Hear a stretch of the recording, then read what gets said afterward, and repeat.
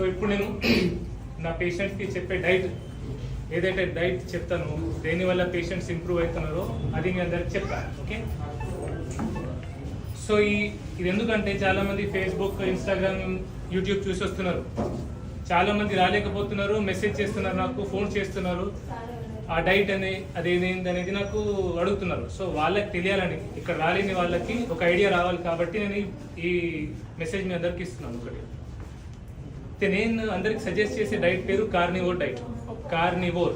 Okay, ఈ diet కొత్తగా నేను కనుగొన్నది కాదు. సో ఇది doctor Shawn Baker, doctor Anthony Chaffee, doctor Paul Saladino, doctor Ken Berry, doctor Kiltz, doctor Philip Ovadia అనే కార్డియాలజిస్ట్, సో యుఎస్ డాక్టర్స్ వీళ్ళు, వాళ్ళ ద్వారా నేను తెలుసుకున్నా. సో ఫస్ట్ అది నేను నా మీద, నా కుటుంబ సభ్యుల మీద ట్రై చేసిన 3 సంవత్సరాలు. Amazing results. అన్ని రోగాలు, మా ఫ్యామిలీ ఉన్న రోగాలన్నీ పోయినాయి. స్వయంగా నేను 95 kgs ఉండే, ఇప్పుడు నేను 72 kgs. నాకు బీపీ, షుగర్ అన్నీ పోయినాయి. సో నా ఫ్యామిలీకి చేసిన తర్వాత నేను నా పేషెంట్స్ మీద ట్రై చేసాను. సో నాకు ఫాలో అప్ ఎవరైనా పేషెంట్స్ ఉన్నారు ఇక్కడ? డైట్ చేసిన వాళ్ళు ఉన్నారా? సో చేసిన వాళ్ళకి ఉన్నారు. సో వాళ్ళకి తెలుసు. సో ఆ డైట్ చేసిన తర్వాత నేను నోటీస్ చేసింది ఏంటంటే నరాల ప్రాబ్లమ్స్ ఆల్మోస్ట్ 80-90% సాల్వ్ అయిపోయింది. షుగర్ ఉన్న వాళ్ళకి నేను మెడిసిన్ బంద్ చేసినా కూడా షుగర్ పెరగదు. బీపీ ఉన్న వాళ్ళకి 75%, 80% బీపీ మెడిసిన్స్ బంద్ అయినాయి. స్ట్రెస్, యాంగ్జైటీ, పానిక్ అటాక్స్ వాళ్ళకి ఆ అటాక్స్ అని స్టాప్ అయిపోయినాయి, గోళీలు వాడకపోయినా కూడా. తర్వాత ఆటోఇమ్యూన్ డిజార్డర్స్ ఉంటాయి. ఆటోఇమ్యూన్ డిజార్డర్స్ అంటే మనకు systemic lupus erythematosus, ulcerative colitis, rheumatoid arthritis, Crohn's disease, ఇట్లాంటివి. సో ఇట్లాంటి వ్యాధులకు కూడా కొంచెం ఫోన్ ప్లీజ్. సో ఇట్లాంటి వ్యాధులకు కూడా ఏమైందంటే గోళీలు అవసరం పడకపోయింది.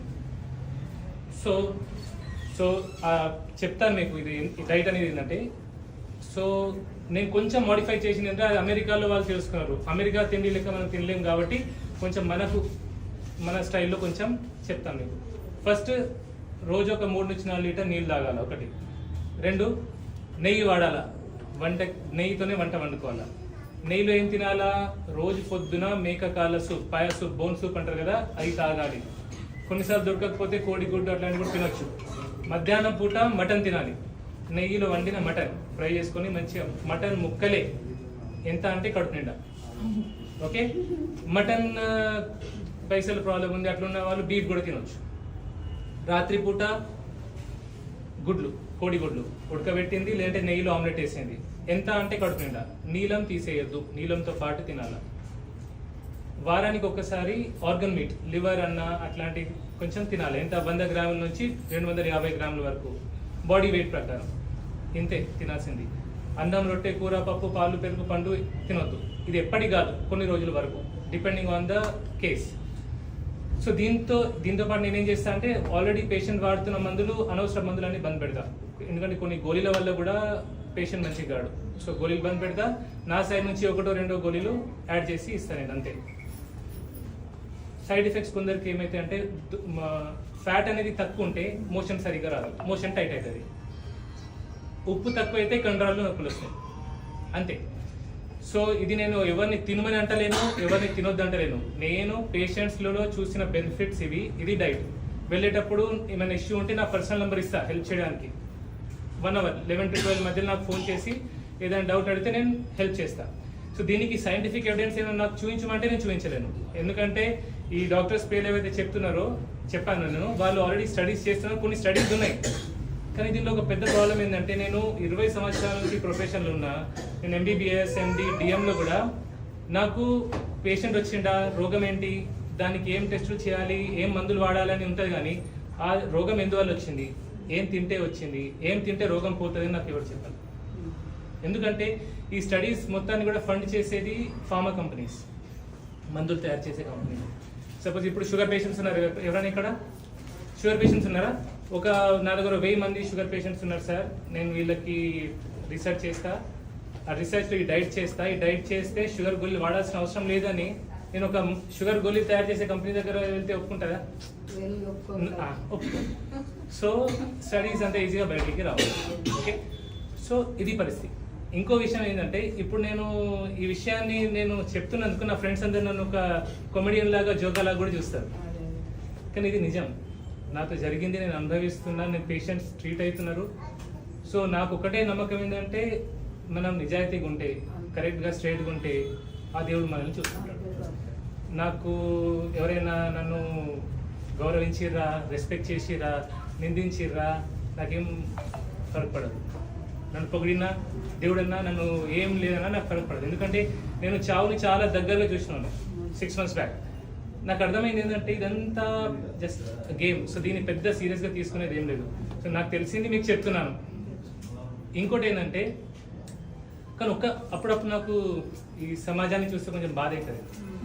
నాకు ఒక ముసలావిడ ఉంటుంది, నాకు తెలిసిన 90 years ఆమె నాకు మాట చెప్పింది ఏంటంటే, బిడ్డ ఒక తల్లి 10 మందిని కంటది, కడుపులో పెట్టుకుని సాగుతుంది, కానీ అదే తల్లి ముసలి అయినాక బరువు అయిపోతుంది. ఏంటంటే మనం బాగా సెల్ఫిష్ అయిపోయినాం. సో నేను మీ నుంచి ఎక్స్పెక్ట్ చేసేది ఏంటంటే మీరు ఇచ్చే 500,000 రూపాయలతో నేను పెద్ద బంగ్లాలు కట్టేది లేదు, నాకు అది కూడా లేదు.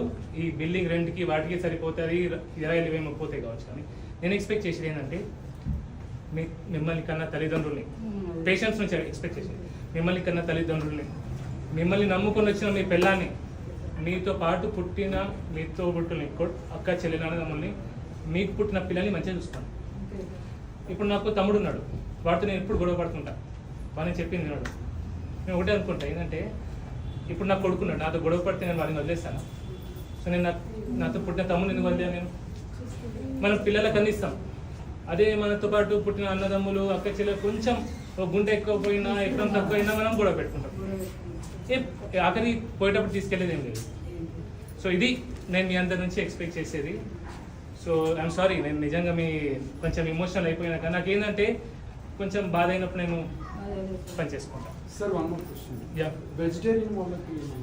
వెజిటేరియన్ డైట్, వెజిటేబుల్స్ ఒకప్పుడు మంచిగా ఉండేది, కానీ ఇప్పుడు వెజిటేబుల్స్ అన్ని క్రాస్ బ్రెడ్ వెజిటేబుల్స్, అన్ని మందులు కలుపుతున్నారు. అందులో ప్లాంట్ టాక్సిన్స్ ఉంటాయి, ఫైటేట్స్, లెక్టిన్స్, సోలెన్స్, రకరకాల ఆక్సిలేట్స్ అని. అవి తినడం వల్లనే రోగాలు వస్తున్నాయి. సో ఈ మంచి అయిన వాళ్ళు నేనేదో చేయడం వల్ల కాదు, కూరగాయలని బంద్ పెట్టినాం కాబట్టి వీళ్ళు మంచి అవుతారు అట్లా. ఎందుకంటే అగ్రికల్చర్ అనేది ఒక 10,000, 20,000 సంవత్సరాల ముందు వచ్చింది. దాని ముందు అగ్రికల్చర్ లేదు, వ్యవసాయం లేదు. మనిషి ఏం తిన్నాడు? చంపిండు, జంతువుని చంపిండు, మాంసం తిన్నాడు, అంతే. సో చాలా లేట్ అయిపోయింది కావచ్చు, ఎండ కూడా ఉంది. అరే ఇది బటర్ మిల్క్ తెప్పి.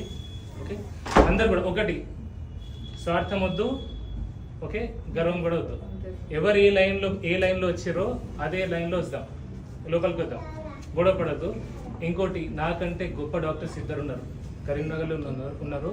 నాకు ఎట్లంటే వాళ్ళకి నేను ఖాళీ చెప్పుతో సమానం, నాకు చదువు చెప్పిన వాళ్ళు. ఒకరు డాక్టర్ జాన్ ఇజ్రాయిల్ సార్, ప్రతిమా మెడికల్ కాలేజ్ ఉంటారు, జనరల్ ఫిజిషియన్. ఇంకొకరు doctor Ravinder Reddy sir, cardiologist. సోమవారం కాబట్టి వెంకటేశ్వర హాస్పిటల్కి వస్తారు, కార్డియాలజిస్ట్. నాకు ఏమైనా డౌట్ ఉంటే నేను రవీందర్ రెడ్డి సార్ని, జాన్ సార్ని అడుగుతా. సో మీకు ఇక్కడ ఇబ్బంది అవుతుంది, వెయిట్ చేయలేకపోతున్నామంటే అని అడగండి. ఇంకోటి ఏంటంటే కొంచెం తొందర అవుతుంది, ఎందుకంటే ఇంతమందిని చూడాలి కాబట్టి అడిగిన క్వశ్చన్ మళ్ళీ అడగకండి. ఓకే, రిపోర్ట్స్ అన్ని రెడీ ఉంచి ఓపిక రండి. ఓకే.